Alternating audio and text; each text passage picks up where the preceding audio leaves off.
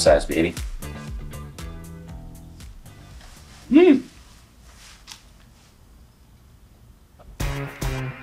Shit's real. New Jersey is a really unique surfscape because it either has like the worst waves you'll ever see or some of the best waves you'll ever see. And so for a location to have the capacity of a world-class day, but in general be, I wouldn't say unsurfable, but very, very challenging and difficult to surf is unique. I think that creates an excitement, but it also creates like a lust for like when that does happen. So people that stay here, they really commit to the possibility that it can get great again, hopefully soon. How's this stack, dude? No egg, extra pork roll. We're in the wintertime and there's snow on the ground and there's this unreal aesthetic where the average sane person wouldn't touch the ocean with a 10-foot pole, and you have guys like Sam out the back standing in tubes. So the big winter days, obviously my favorite around here. Anything over 8 or 9 seconds and 6, 7 feet is when the phone starts ringing and everybody starts getting amped. We'll usually get together at a sunrise spot down here in Ocean County, and then we'll all scatter, and then we'll all find ourselves back at one point, and we'll wait 2 or 3 hours until the wind switches. But you start seeing the other license plates show up from out of state. It's going to be a good swell. One of the perks of marrying the baker's daughter is after a pork roll, get a nice crumb cake. And we're out.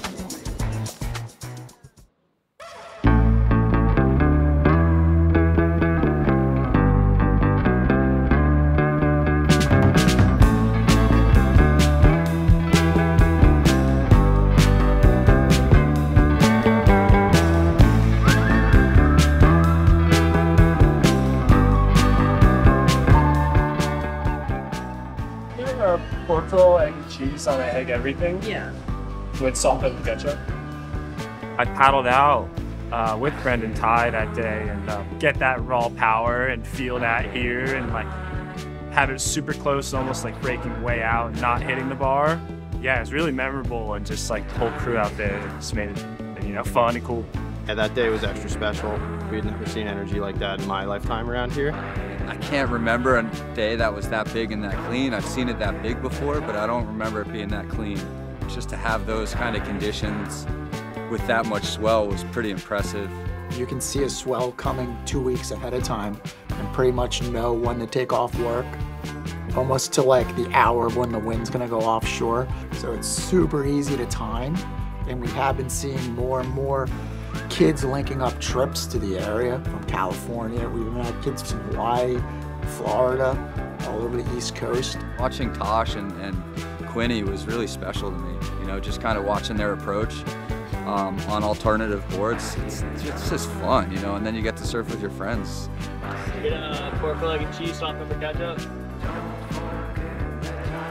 It was a solid swell, and it was really only focusing in kind of a small area that was really doing it, and everyone kind of ended up in that area, but there was enough waves for everyone, and it was just such a beautiful thing to see, like all your friends that are always pushing you, plus all your friends from out of town around, and just the energy is just it's unmatchable anywhere else, when that happens around here.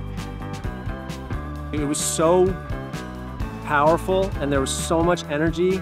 I never thought I would see that. And everyone came out, and watching like people flex on that. Watching Charles get, wave of his life, Holy shit. Yeah, it was something else.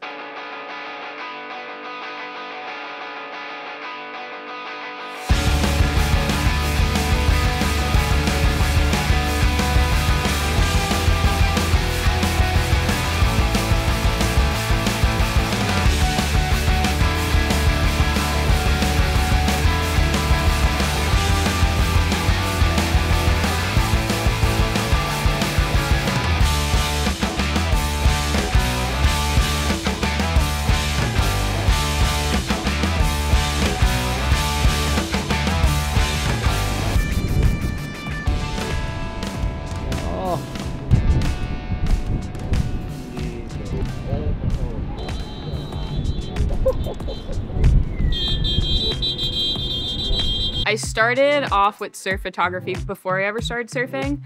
So that's kind of something that like brought me into the surf community before I even was really on a board most of the time. What really inspired me was shooting in the winter.